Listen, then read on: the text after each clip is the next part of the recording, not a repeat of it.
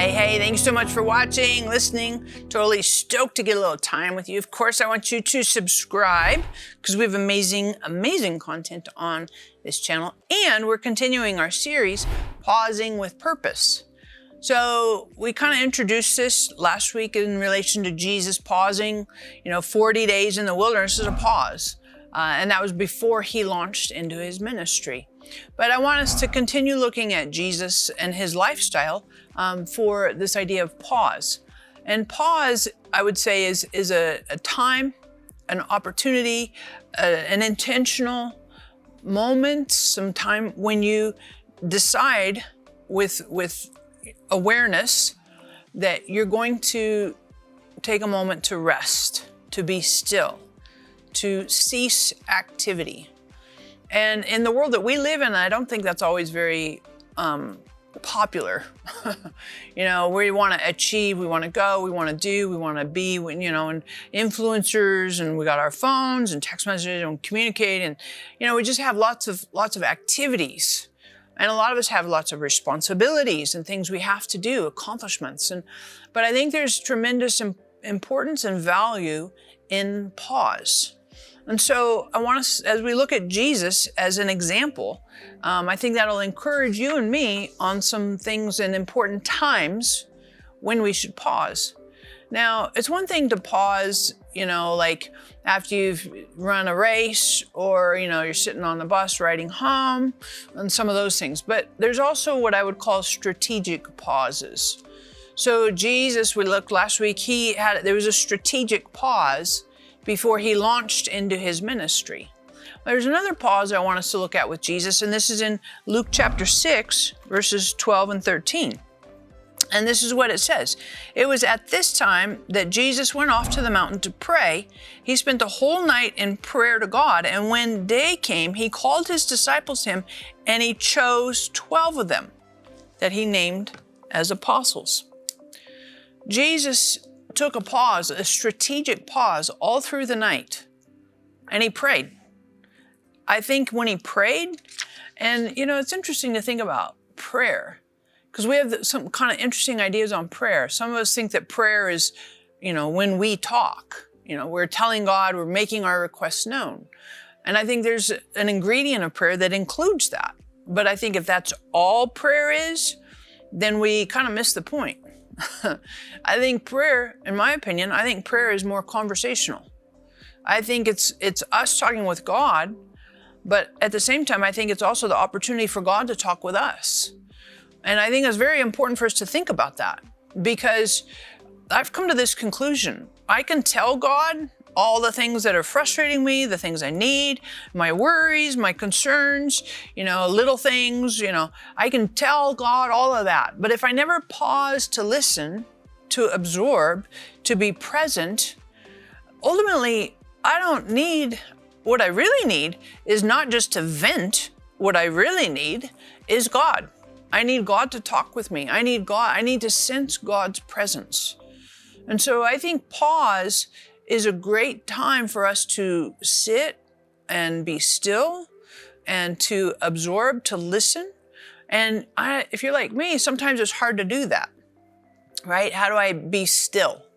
And I remember back in the day, there used to be this teaching, could you not tarry 1 hour of prayer? Because based on Jesus in Gethsemane, and he tells his disciples, could you not tarry? Could you not keep watch with me for 1 hour? And I remember when that teaching came up, I was a teenager, and I was like, highly motivated because it's really inspirational. And so I was like, I can do it for 1 hour.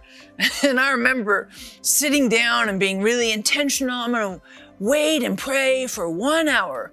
And I remember getting into it. I looked at my watch and I was like, ooh, how far are we into this? And I was thinking, we're 20 minutes in, 27 minutes in. And when I looked at my watch, it was 4 minutes. And I was like, I have to answer no to that question. No, I cannot tarry 1 hour. I'm scraping the barrel to get 4 minutes in here. This is hard. But I think we can, so to speak, train ourselves and develop ourselves in the art of stillness, in the art of pause, in the art of being present with God and attentive to God's presence with us. Because this is exactly what Jesus did. He took a whole night, and I don't know, like that would be a stretch for me too, because I'd be falling asleep. I'm a sleeper and I'm not interested in staying up late or all through the night. That's tricky for me. However, I do think there's tremendous opportunities, and I'm conscientious about this, pausing at various times to listen, to attend, to be present. And sometimes in my pause with God, it's interesting because a lot of times, I don't know if you've noticed this, but in conversations, sometimes it's a little challenging and it goes back and forth. And unless you're really close friends with somebody, it can be awkward to have silence, right? Unless you're really close friends. If you're an acquaintance or, you're just getting to know somebody or sometimes, but it's hard sometimes to have that quiet and just to keep company, just to be present, them to be present with you and you to be present with them. And not anticipating or requiring interaction, dialogue. And I think that's a possibility we need to think about with God. That sometimes we will sense God. It may not be conversational words. We may sense God's presence. And sometimes it's just a matter of keeping company together, of being still and enjoying. I know you're here with me and I can sense you. I don't necessarily have to have, and sometimes we get on these little tangents where we have to have an answer, got to know this, direct my steps, I need this solution, and we get focused on something. And I think sometimes God just wants us to stop and know that God is God. God knows what we need, when we need, how we need, and we can rest and be still and enjoy God's company.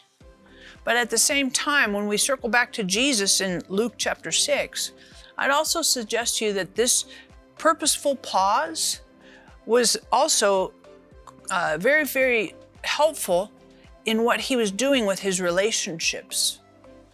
So in this all-night prayer time, when he finished, he came and selected his 12 apostles, who would be his closest followers for the next 2 to 3 years, 24/7, living with him, going everywhere, and on his coattails, in essence. And I think there's very purposeful pauses when we do that with God, then God can help and calibrate our relationships. Ones that need to be closer, ones that need a little bit of space, ones that are seasonal relationships, letting God talk to us. There's tremendous value in that pause with God. And we let God participate and talk to us and guide us in our relationships.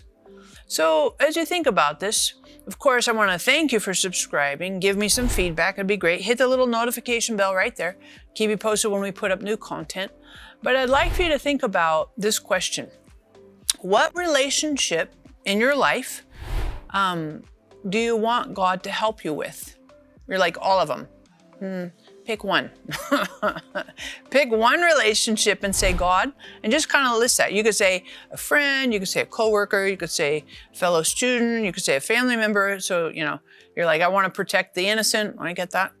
But just answer that question, and you could do it vaguely. That would be great. And as we finish, of course, we have this amazing joke that we all love. I say with tongue in cheek. Recently, my doctor told me that I was going deaf and the news was hard for me to hear. You're like, that is so stupid. I agree. But next week, of course, is going to get much, much better. Thanks.